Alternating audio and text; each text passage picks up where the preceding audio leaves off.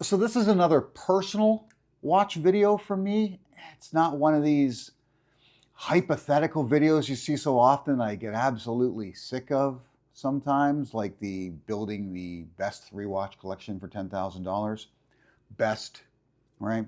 Or one of those arbitrary lists like the top 10 chronographs available today when they don't even factor in micro brands to the equation, and what I like versus what you like versus what the next person likes. It's all different, right? So those videos are essentially filler, right? They're put out by YouTubers to fill the void until, say, the next release comes out. And I'm not really a release video type person, so all of my videos are generally opinion or personal advice or personal experience, right? And I like to talk about my own watches I've actually invested in. And something I do a lot because of how my collection evolves is I move on from watches, right? Currently, I keep an 8 watch collection. It's more than that right now because I do have a couple of videos in the works of watches I've acquired that I won't be keeping, but by the end of the year, I'll be down to 8. So every year, I find myself moving on from watches, and it's time for this particular watch to go. And I've mentioned that this watch would be facing the chopping block, so to speak, in previous videos because I've had it for quite some time. It's an inexpensive watch, but I wasn't going to get rid of it until I had something to effectively replace it, and that's what's in here. And I've done videos on both of these watches. The watch I'll be moving on from is the Casio Duro, the MDV-106G, this gilt colorway that has served me well all over the world, okay? This is basically my beater watch. And I went with that gilt colorway because it works in so many different situations. The initial strap that came with it was garbage, to be honest. But I mean, this is an inexpensive watch. These watches go for around $50 American. So this is a very inexpensive watch. And I found a strap that's just perfect for it. It's comfortable. It suits it. I mean, it's durable. It's a thick rubber, but very pliable. So it fits practically any wrist. And even though this is a relatively large case, let's get you a measurement here. Talking a 44 millimeter case. Because it's a quartz, it's quite thin. So on your wrist, it doesn't really look all that big. It doesn't look like it's a 44 millimeter case to most people. So this watch has really served me well, but it's time for it to go. And because it's such an expensive watch, I'm most likely going to give it away. Unlike most people, I still have the box and papers for my Casio Duro. Even though it's a really inexpensive watch with cheap packaging, I kept it because I knew eventually I'd move on from it. So I keep all my boxes, right? If I buy a watch new and it came with everything, I keep everything. So I'll be moving on from this, and the primary reason being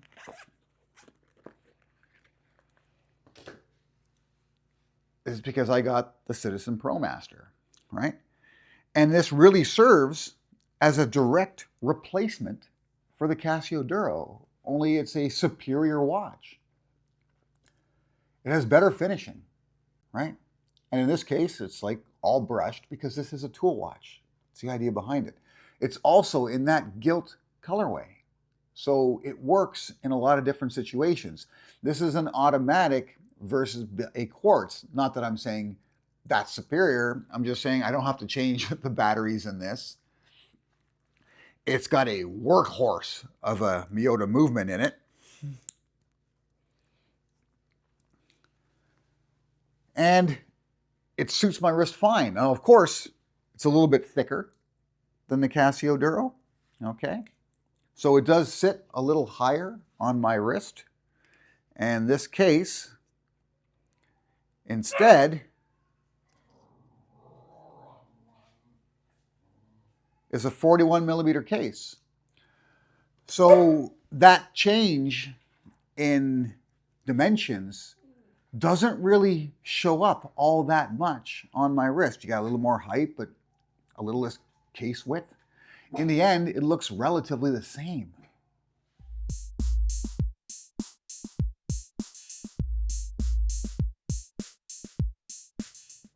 Both watches are loomed. Both watches are rated to 200 meters of water resistance, but this is an actual diver's watch. So this is actually ISO certified, which makes it slightly superior. The other thing that the Casio Duro does not have that the Citizen Promaster does, which is a total intangible, is the nostalgia. Because my first dive watch, I'm a PADI certified scuba diver, was a Citizen Promaster. That's what it was. So when I had the opportunity to get one of these, a current model, for a discount, for a really good deal, I went for it because of the memories it evokes. Now, trust me, I've got a lot of memories with the Casio Duro because, like I said, I've worn it on a lot of different trips I've taken because it was the watch I'd wear in like sketchy areas or to the beach or for some sort of like adventure excursion or something like that, because I didn't mind getting it beat up. If it did get beat up, it wasn't gonna, really hurt me. And it could take it. But so can this, right? So can this watch. They serve the exact same purpose.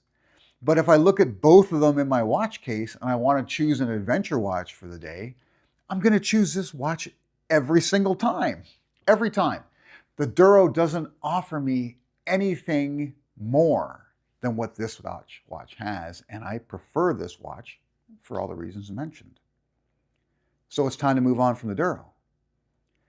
And I've learned to do that. Now, I have friends who, have 50 plus watches, and they have watches they never wear, never, because they have another watch in their collection that serves the exact same purpose, but is a superior watch, whether it be superior in condition, superior in brand, superior in finishing or capability, just very similar watches, but one is better.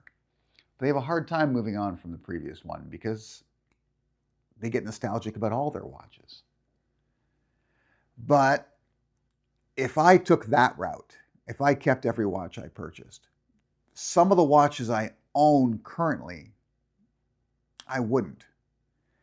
And that's because clearing out some of the old stock, selling off some of the watches you no longer wear, provides you with enough additional capital to maybe purchase a watch you've been admiring but thought was a bit out of your price range. And everybody has sort of an idea in their head as to how much a watch is worth or how much they're willing to spend on a watch. And whatever that number may be, that's up to you. But if you're just looking at how much I'm spending on a watch, then you could increase that number if you sell watches off and just add the total, right? Let's say you've got 3 dress watches or 4 dress watches. I have a friend I've recently spoke with. I was looking through his collection. I said, you've got so many dress watches, you can easily pare it down to 1 or 2 of your favorites. But let's say you got 4 dress watches and one is obviously your favorite.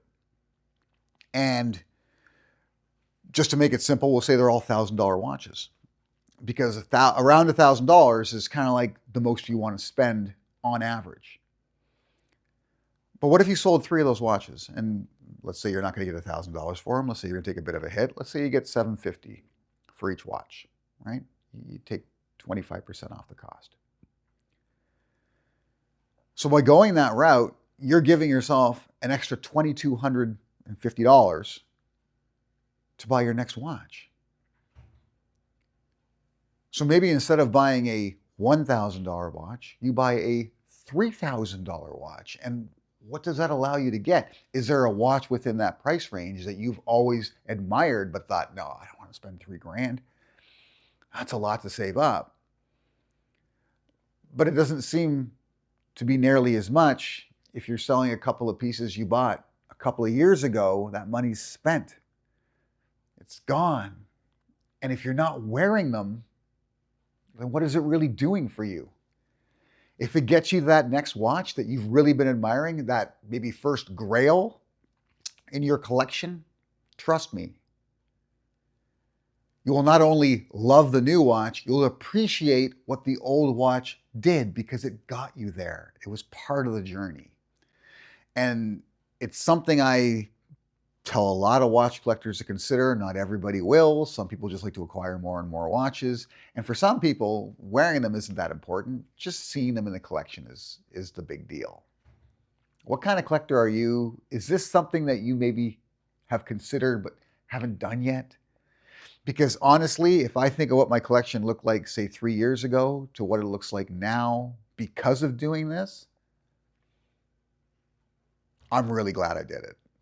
I don't want to go back to the collection I had 3 years ago because what I have now it just puts a smile on my face every single time I open the watch box because I'm surprised by some of the watches I own. If you haven't yet, please subscribe to the channel. Help us get bigger. We're trying to add more and more to this channel and maybe improve what we can offer you, but a lot of it is limited by the number of people we have because some of the companies I talk to are like, oh, you're just not big enough yet. They don't actually look at quality. They just look at quantity. And if I wanted to put out quantity, I could start doing a 10 best chronograph list or the best 3 watch collection under 10 grand. What would you prefer? Till next time.